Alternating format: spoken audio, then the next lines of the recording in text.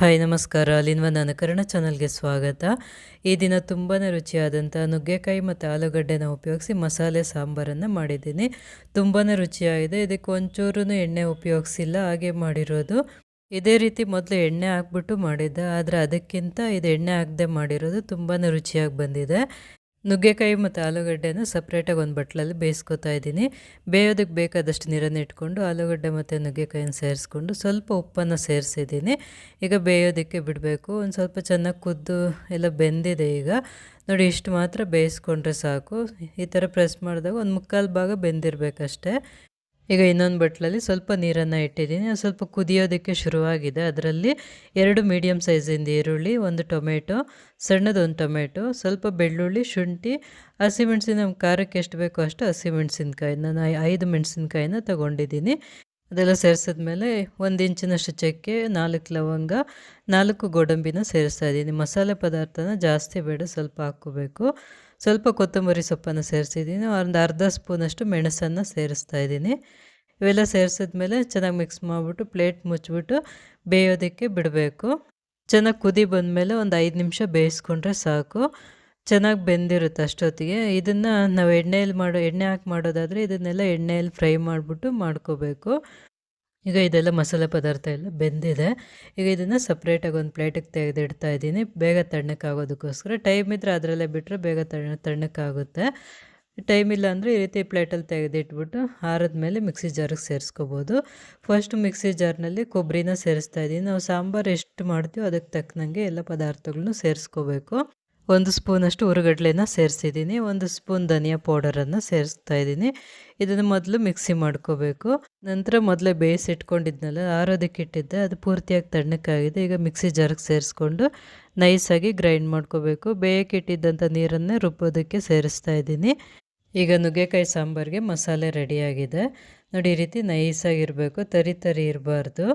ಎಣ್ಣೆ ಹಾಕ್ದೆ ಮಾಡೋ ಅಂಥ ಅಡುಗೆಗಳಿಗೆ ನಾನ್ ಸ್ಟಿಕ್ ತವಾನ ಉಪಯೋಗಿಸಿದ್ರೆ ಚೆನ್ನಾಗಿರುತ್ತೆ. ನೋಡಿ, ತವ ಸ್ವಲ್ಪ ಬಿಸಿ ಆದಮೇಲೆ ಅರ್ಧ ಸ್ಪೂನಷ್ಟು ಸಾಸಿವೆನ ಸೇರಿಸ್ಕೊಂಡು ಹುರ್ಕೋಬೇಕು. ಸ್ವಲ್ಪ ಕಲರ್ ಚೇಂಜ್ ಆಗುತ್ತೆ, ಅಷ್ಟು ಮಾತ್ರ ಹುರ್ಕೋಬೇಕು. ಈಗ ಸ್ವಲ್ಪ ಈರುಳ್ಳಿನ ಸೇರಿಸಿದ್ದೀನಿ. ಈರುಳ್ಳಿನ ಅಷ್ಟು ಹಾಗೆ ಫ್ರೈ ಮಾಡ್ಕೋಬೇಕು. ಇದು ಸ್ವಲ್ಪ ಫ್ರೈ ಆದಮೇಲೆ ಸ್ವಲ್ಪ ಟೊಮೆಟೊನ ಸೇರಿಸ್ತಾ ಇದ್ದೀನಿ. ಅದೇ ಟೊಮೆಟೊ 1 ಟೊಮೆಟೊ ತೊಗೊಂಡಿದ್ದೆ, ಅದರಲ್ಲಿ ಸ್ವಲ್ಪ ಉಳಿಸ್ಕೊಂಡಿದ್ದೆ, ಅದನ್ನು ಸೇರಿಸ್ತಾ ಇದ್ದೀನಿ. 2 ಎಸಳಿನಷ್ಟು ಕರಿಬೇವಿನ ಸೊಪ್ಪನ್ನು ಸೇರಿಸ್ಕೊಂಡು ಫ್ರೈ ಮಾಡ್ಕೋಬೇಕು.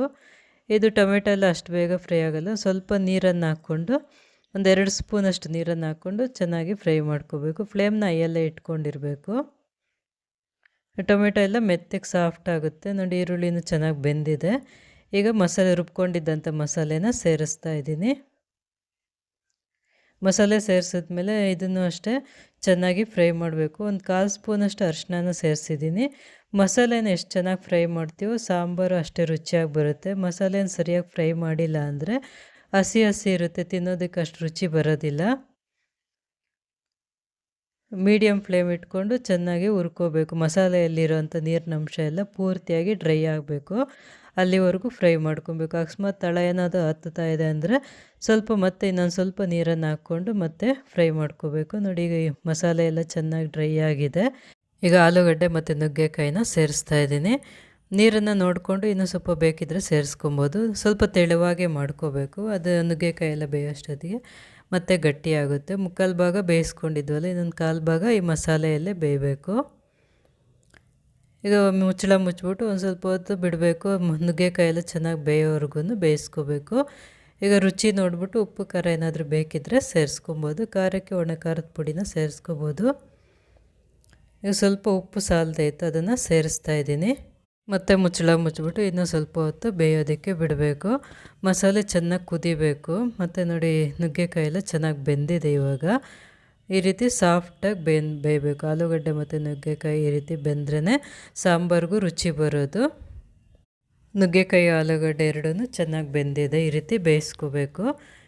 ಈಗ ಸಾಂಬಾರು ರೆಡಿಯಾಗಿದೆ. ಇನ್ನೇನು ಸ್ವಲ್ಪ ಹೊತ್ತು ಇಳಿಸ್ತೀವಿ ಅನ್ನೋ ಟೈಮಲ್ಲಿ ಸ್ವಲ್ಪ ಕೊತ್ತಂಬರಿ ಸೊಪ್ಪನ್ನು ಸೇರಿಸ್ಕೊಂಡು ಇನ್ನು ಸ್ವಲ್ಪ ಹೊತ್ತು ಕುದಿಸ್ಕೊಂಡ್ರೆ ತುಂಬಾ ರುಚಿಯಾದಂಥ ನುಗ್ಗೆಕಾಯಿ ಸಾಂಬಾರು ರೆಡಿಯಾಗುತ್ತೆ.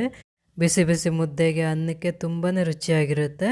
ಎಲ್ಲರೂ ಇಷ್ಟಪಡುವಂಥ ತುಂಬಾ ರುಚಿಯಾದಂತಹ ವಿತೌಟ್ ಆಯಿಲ್ ನುಗ್ಗೆಕಾಯಿ ಮಸಾಲ ರೆಡಿಯಾಗಿದೆ. ಈ ವಿಡಿಯೋ ಇಷ್ಟವಾದಲ್ಲಿ ಲೈಕ್ ಮಾಡಿ, ಕಮೆಂಟ್ ಮಾಡಿ, ಶೇರ್ ಮಾಡಿ, ಸಬ್ಸ್ಕ್ರೈಬ್ ಮಾಡಿ.